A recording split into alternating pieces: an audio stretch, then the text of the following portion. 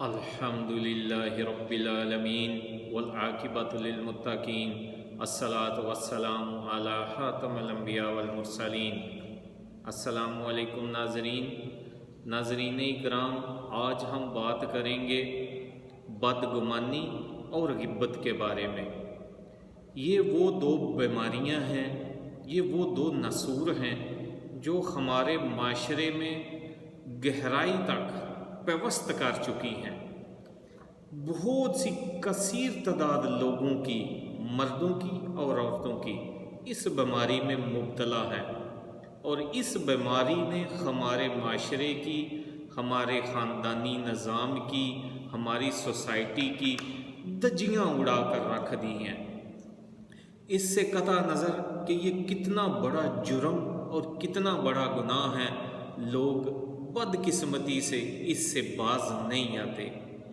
ہمارے علماء کرام، ہمارے مولوی حضرات مسجدوں میں کبھی کبھار ان باتوں کا ذکر بھی کرتے ہیں کہ بدقسمتی سے جس طرح کرنا چاہیے اس بیماری کا ذکر، کیونکہ یہ بہت بڑی بیماری ہے، اور جس طرح اور جتنا کثرت سے ان باتوں کا ذکر مسجدوں میں یا ہماری محفلوں میں ہونا چاہیے، بتانا چاہیے اس بیماری کے بارے میں، اس طرح بتایا نہیں جاتا، اور لوگ اس کو اپنا مشغلہ سمجھ کر، اس کو مذاق سمجھ کر، اس کو اپنا ہیبٹ سمجھ کر تو لوگ کر رہے ہیں۔ اللہ سبحانہ و تعالی اس کے بارے میں کیا فرماتے ہیں اپنی کتاب قرآن حکیم کی؟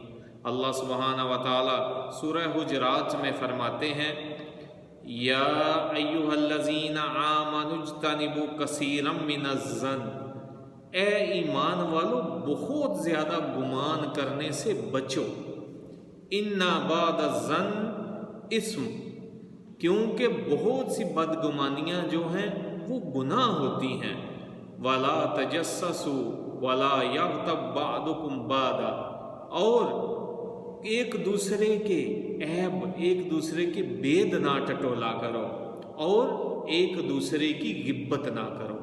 اللہ سبحانہ و تعالیٰ اس چیز سے منع فرما رہے ہیں، یعنی کوئی بدگمانی سے بچو۔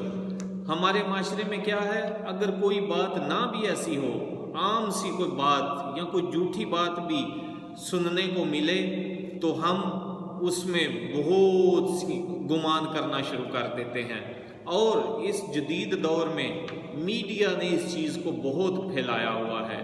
کوئی جھوٹی خبر کدھر سے آتی ہے، سارا میڈیا اس کو چلانا شروع کر دیتا ہے، اور کثیر تعداد لوگوں کی ان میڈیا والوں کے ساتھ ہی وہ پھیلانا، اس بات کو، بدگمانی کو پھیلانا شروع کر دیتے ہیں۔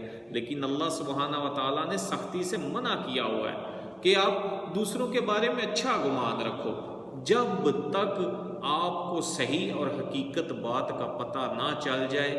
اے لوگو، اے اللہ کے بندو، آپ ہر ایک کے لیے اچھا گمان رکھو۔ اگر کوئی بندہ آپ کو کسی کے بارے میں کوئی بات آ کے بتاتا ہے تو اس کی بات کا تب تک یقین نہ کریں جب تک آپ خود اس کی تفتیش، اس کی تحقیق نہ کر لیں اور اصل حقائق تک آپ نہ پہنچ جائیں۔ آپ اچھا گمان رکھیں دوسروں کے بارے میں۔ یہ نبی صلی اللہ علیہ وسلم کی تلقین ہے مسلمانوں کو کہ ہمیشہ دوسروں کے بارے میں اچھا گمان رکھو اور دوسروں کے عیب نہ ٹٹولو۔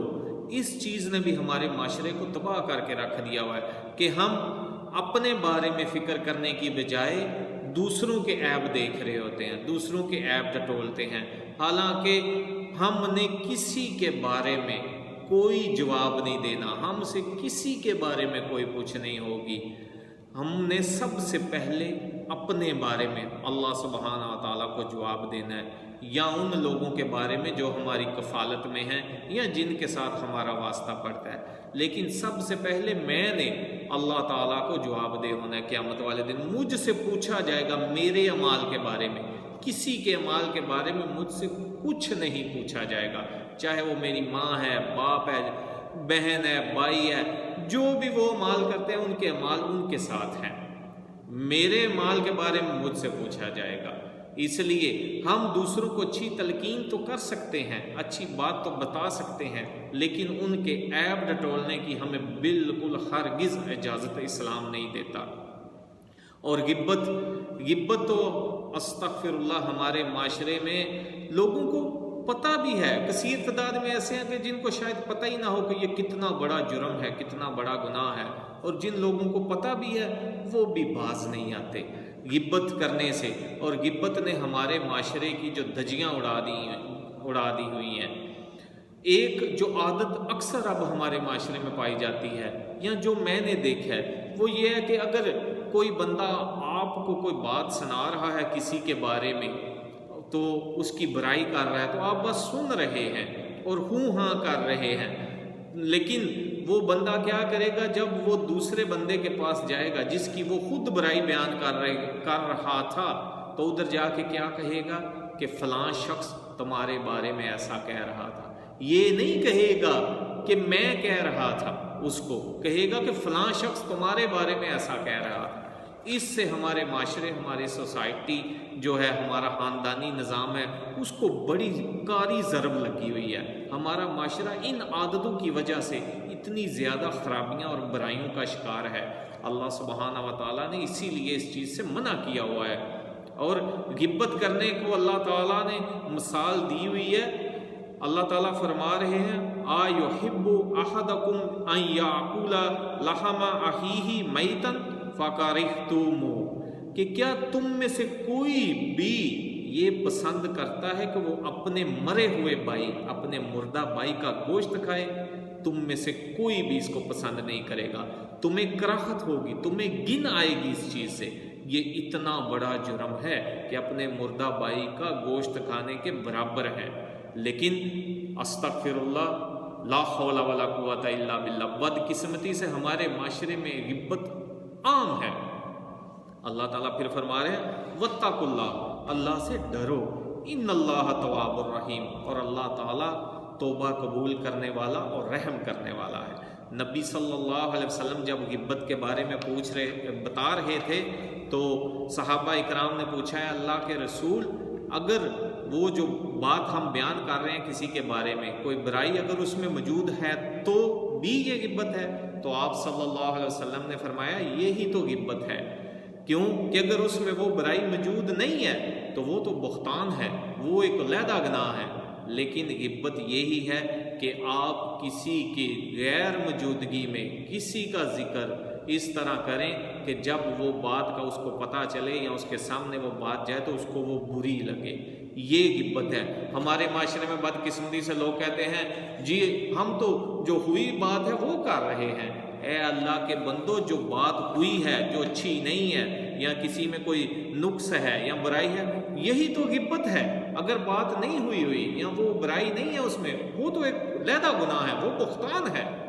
اس لیے ہمیں چاہیے کہ ہم اللہ سبحانہ و تعالیٰ کے حکام پر عمل کریں، اور نبی صلی اللہ علیہ وسلم کی جو تعلیمات ہیں ان پر عمل کریں، ان کو پڑھیں، سیکھیں، خود پہلے اس پر عمل کریں، اپنے بچوں کو سکھائیں، اپنی جو ہماری ازواج ہیں ان کو سکھائیں، اپنے جو ہمارے قریبی لوگ ہیں، رشتہ دار ہیں، ان کو بتائیں۔ اللہ ہماری مدد کرے، اور جب ہم خود اس پہ عمل کریں گے اور دوسروں کو اس کی تعلیم دیں گے، اور دوسروں کو خود اللہ سے ڈریں گے اور دوسروں کو بھی اللہ سے ڈرائیں گے کہ اللہ تعالیٰ کے احکام اس بارے میں ایسے ہیں، تو ہمارے معاشرے میں بہتری آئے گی۔ خدا را یہ اتنا بڑا جرم ہے اور یہ معاشرے کے لیے اتنا بڑا نصور ہے کہ اس برائی سے، یہ جو غیبت اور بدگمانی ہے، اچھے سے اچھے معاشرے جو ہیں وہ بھی تباہ ہو جاتے ہیں۔ اس لیے قرآن و حکیم کو پڑھیں، نبی صلی اللہ علیہ وسلم کی تعلیمات کے بارے میں جانیں اور ان کے مطابق اپنی زندگیاں گزاریں۔ اللہ سبحانہ و تعالیٰ سے دعا ہے کہ اللہ تعالیٰ ہمیں ہر برائی سے بچنے، اور یہ جو اتنی بڑی غیبت اور بدگمانی کی لعنت ہے، برائی ہے، اللہ تعالیٰ ہمیں اس سے بچنے کی توفیق دے، اور اللہ تعالیٰ ہم پر رحم کرے۔ یہ میسیج دوسروں تک بھی پہنچائیے گا اور اپنی دعاؤں میں یاد رکھیے گا۔ والسلام علیکم ورحمۃ اللہ وبرکاتہ۔